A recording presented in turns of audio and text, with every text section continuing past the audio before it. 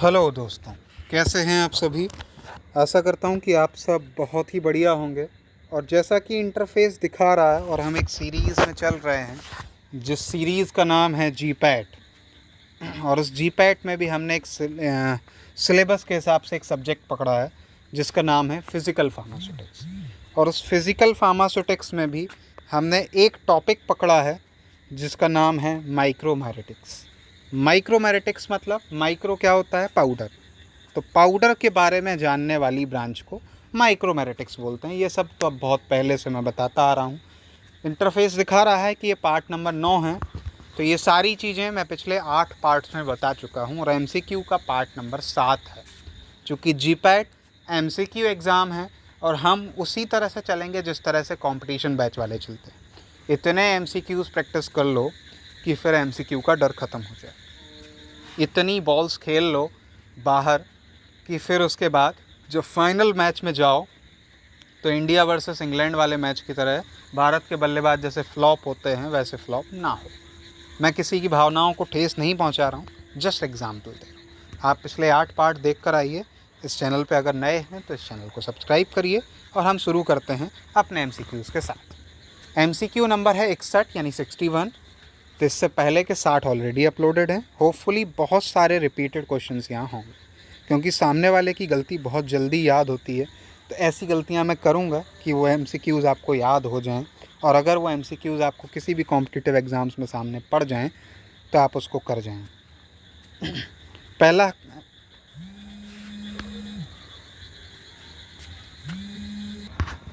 चलिए तो पहले क्वेश्चन की तरफ हम बढ़ते हैं अपने वीडियो की। That is what is the main limitation of elutriation method. Elutriation method के बारे में मैं ऑलरेडी थ्योरी लेक्चर्स में पढ़ा चुका हूँ। आप पहले जाइए वो थ्योरी लेक्चर्स पढ़िए तो आपको बहुत आसानी होगी यहाँ आंसर देने। पहला, inability to separate particles based on size. तो साइज़ जिसका बड़ा होगा होपफुली एल्यूट्रिएशन मेथड उसके लिए काम कर जाएगा, ये कोई लिमिटेशन नहीं हो सकती। Difficulty in controlling fluid flow. अरे यार ये तो पंप लगा रखा है तो जैसा हम फ्लो चाहें फ्लूइड का वैसा हो जाएगा। तीसरा, limited accuracy for smaller particles. हाँ ये संभव है। एंड चौथा, संभव है तो तीसरे पे हाँ नहीं करना, चौथा भी पढ़ना। Agglomeration of particles. यार जब फ्लूइड फ्लो हो रहा है, प्रेशर से पार्टिकल्स पे पड़ रहा है तो फिर जो गट्ठा बन रहा होगा वो पार्टिकल्स टूट भी रहे होंगे। तो डी भी सही नहीं है। फिर सही क्या हुआ, C, limited accuracy for smaller particles.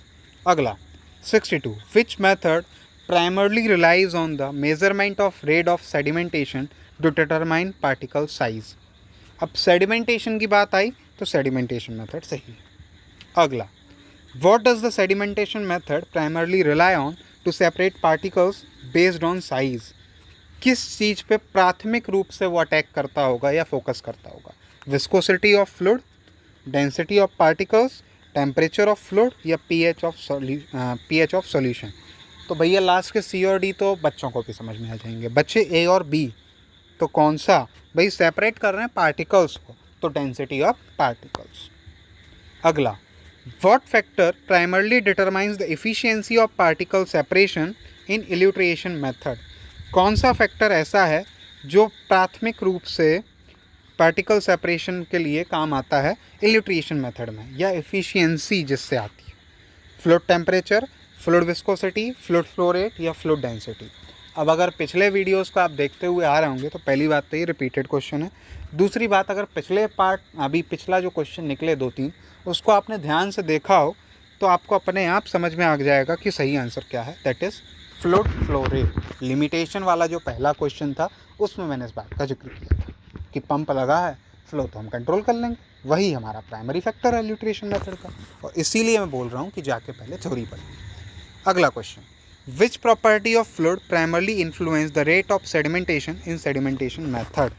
अब रेट ऑफ सेडिमेंटेशन को कैसे अफेक्ट करेगी कौन सी property, density, viscosity, surface tension या पीएच। फिर वही सरफेस टेंशन और पीएच तो नहीं होगा बच्चे, ए और बी। तो अब की बार समस्या क्या, जितना विस्कस सॉल्यूशन होगा उतना ज़्यादा रेट ऑफ सेडिमेंटेशन कम होगा। तो ये हो गया डायरेक्टली प्रोपोर्शनल, तो density is the right answer. अगला, in microscopy method what property of particle is primarily observed.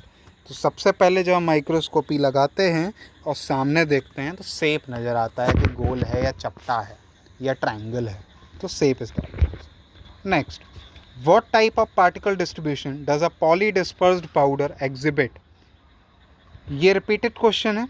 Poly disperse का मतलब अलग अलग तरीके से डिस्पर्स्ड, पॉली मतलब बहुत सारा। तो क्या सेम साइज़ के होंगे? पहला नहीं हो सकता। दूसरा, अलग अलग साइज़ के होंगे? हो सकता है। Particles are distributed evenly, evenly मतलब बराबर, तो ये तो नहीं पच रहे हैं। Particle size distribution can not be determined, ये हो सकता है। सही कौन सा होगा?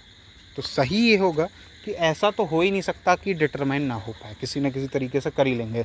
सीविंग ईविंग लगा लेंगे, सीविंग मेथड हो जाता है, एल्यूट्रिएशन हो जाता है, सेडिमेंटेशन हो जाता है। हाँ, पार्टिकल्स अलग अलग साइज़ के जरूर होंगे। B is the right answer. अगला, which method is primarily use for analysing particles in a liquid suspension. Liquid है तो सेडिमेंटेशन। अगला 69, what factor primarily determines the efficiency of particle separation in the elutriation method.